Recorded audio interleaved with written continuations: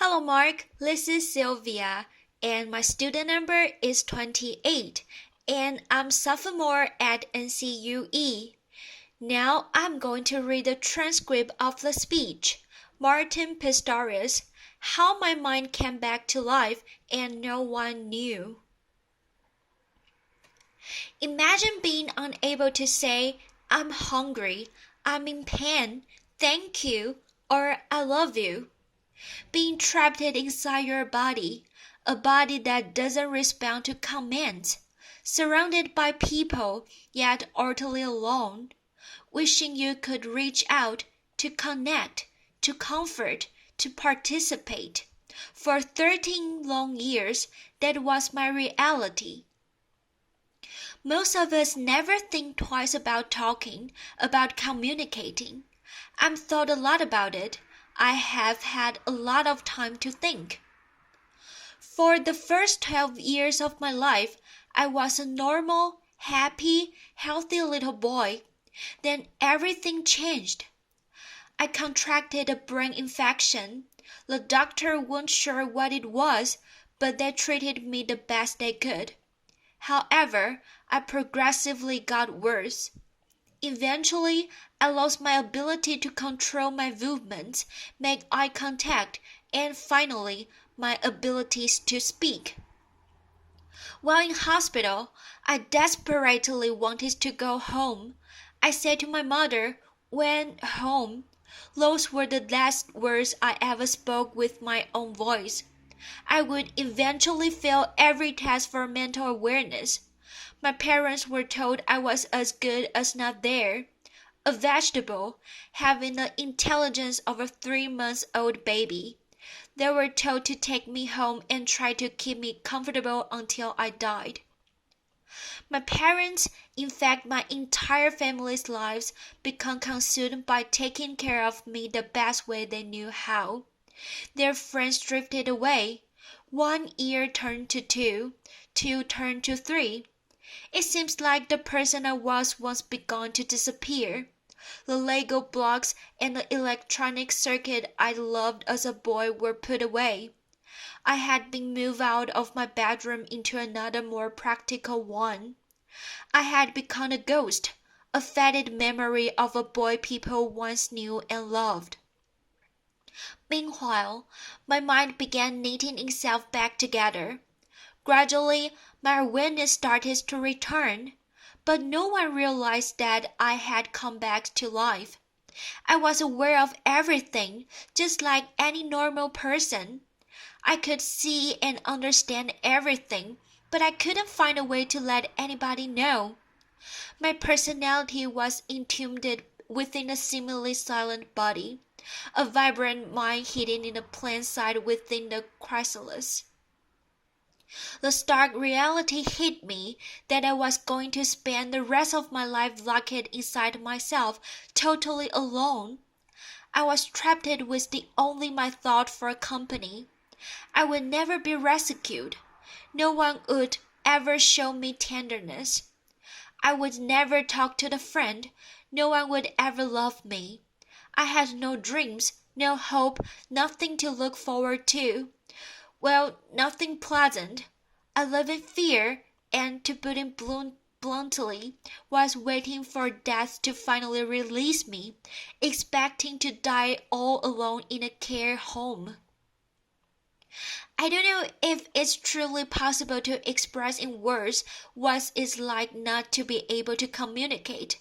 Your personality appears to vanish into a heavy fog, and all of your emotions and desires are constricted, stifled, and muted within you. For me, the worst was the feeling of utter powerlessness. I simply existed. It's a very dark place to find yourself because, in a sense, you have vanished. Other people controlled every aspect of my life. They decided what I ate and when, whether I was dead on my side or strapped into my wheelchair. I often spent my days positioned in front of the TV watching Barney reruns. I think because Barney is so happy and jolly, and I absolutely wasn't, it made it so much worse. I was completely powerless to change anything in my life or people's perceptions of me. I was a silent, invisible observer of how people behaved when they thought no one was watching. Unfortunately, I wasn't only an observer.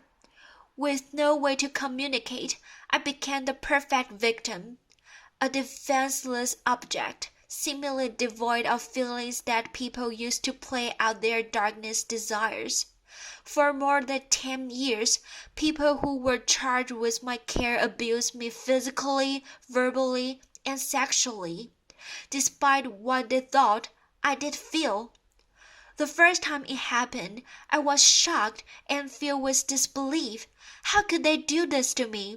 I was confused. But had I done to deserve this? Part of me wanted to cry, and another part wanted to fight. Hurt, sadness, and anger flooded through me. I felt worthless. There was no one to comfort me. But neither of my parents knew this was happening. I lived in terror, knowing it would happen again and again. I just never knew when. All I knew was that I would never be the same. I remember once listening to Whitney Houston singing, "No matter what they take from me, they can't take away my dignity." And I thought to myself, you want to bet? Perhaps my parents could have found out and could have helped. But the years of constant caretaking, having to wake up every 2 hours to turn me, combined with them essentially grieving the loss of their son, had taken a toll on my mother and father. Following yet another heated argument between my parents, in a moment of despair and desperation, my mother turned to me and told me that I should die. I was shocked, but as I thought about what she had said, I was filled with enormous compassion and love for my mother, yet I could do nothing about it. There were many moments when I gave up, sinking into a dark abyss. I remember one particularly low moment. My dad left me alone in the car while he quickly went to buy something from the store. A random stranger walked past, looking at me, and he smiled. I may never know why, but that simple act, the fleeting moment of human connection, transformed how I was feeling, making me want to keep going. My existence was tortured by monotony, a reality that was often too much to bear. Along with my thoughts, I constructed intricate fantasies about ants running across the floor. I taught myself to tell the time by noticing where the shadows were. As I learned how the shadows moved as the hours of the day passed, I understood how long it would be before I was picked up and taken home. Seeing my father walk through the door to collect me was the best moment of the day.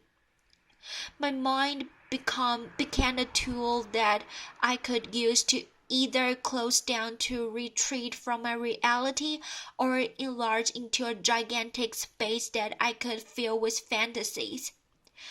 I hoped that my reality would change and someone would see that I had come back to life.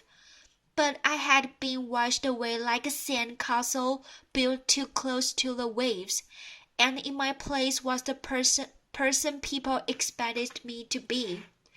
To Sam I was Martin, a vacant shell, the vegetable, deserving of harsh words, dismissal, and even abuse.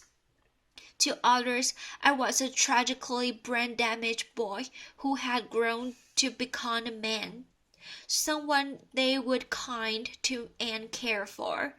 Good or bad, I was a blank canvas onto which different versions of my life myself were projected.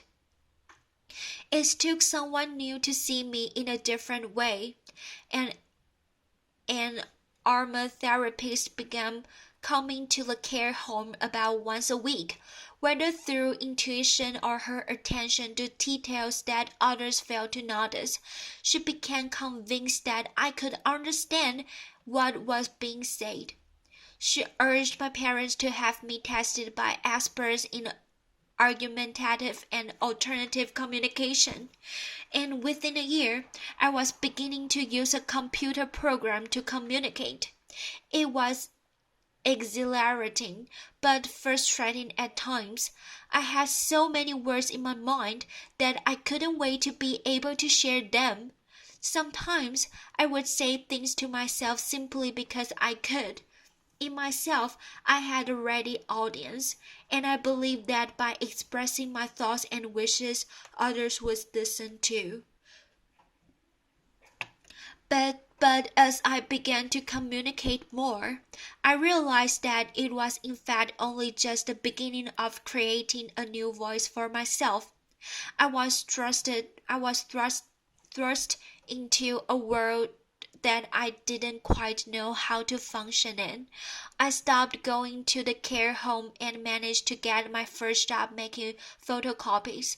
As simple as this may sound, it was amazing. My new world was really exciting but often quite overwhelming and frightening. I was like a man child, and as liberating as it often was, I struggled. I I also learned that many of those who had known me for a long time found it impossible to abandon the idea of Martin they had in their heads, while those I had only just met struggled to look past the image of a silent man in a wheelchair. I realized that some people would only listen to me if what I said was in line with what they expected. Otherwise, it was disregarded and they did what they felt was best. I discovered that true communication is about more than merely physically conveying a message. It is about getting the message heard and respected. Still, things were going well. My body was slowly getting stronger. I had a job in computing that I loved and had even got Kojak, the dog I had been dreaming about for years. However, I longed to share my life with someone. I remember staring out the window as my dad drove me home from work, thinking I have so much love inside of me and nobody to give it to. Just as I had resigned myself to being single for the rest of my life, I met Joan. Not only is she the best thing that has ever happened to me, but John helped me to challenge my own misconceptions about myself. John said it was through my words that she fell in love with me. However, after all I had been through, I still couldn't shake the belief that nobody could truly see beyond my disability and accept me for who I am. I also really struggled to comprehend that I was a man. The first time someone refers to me as a man, it stopped me in my tracks. I feel like looking around and asking, who, me? That's all changed with John. We have an amazing connection, and I learned how important it is to communicate openly and honestly. I felt safe, and it gave me the confidence to truly say what I thought. I started to feel whole again, a man worthy of love. I began to reshape my destiny. I spoke up a little more at work. I asserted my need for independence to the people around me. Being given a means of communication changed everything. I used the power of words and will to challenge the preconceptions of those around me and those I had of myself. Communication is what makes us human, enabling us to connect on the deepest level with those around us, telling our own stories, expressing wants, needs, and desires, or hearing lots of others by really listening. All this is how the world knows who we are, so who are we without it? True communication increases understanding and creates the more caring and compassionate world. Once I was perceived to be an inanimated object, a mindless phantom of a body in a wheelchair. Today, I'm so much more: a husband, a son, a friend, a brother, a business owner, a first-class undergraduate, a keen amateur photographer. It is my ability to communicate that has given me all this. We are told that actions speak louder than words, but I wondered, do they? Our words, however we communicate them, are just as powerful, whether we speak the words with our own voices, type them with our eyes, or communicate them non-verbally to someone who speaks them for us. Words are among our most powerful tools. I have come to you through the terrible darkness poured from it by carrying thoughts and my language itself. The act of you listening to me today brings me farther into the light. We are shining here together. If there is one most difficult obstacle to my way of communicating, it is that sometimes I want to shout and other times simply to whisper a word of love or gratitude. It all sounds the same, but if you will, please imagine these next two words as warmly as you can. Thank you. Applause. Thank you for your listening.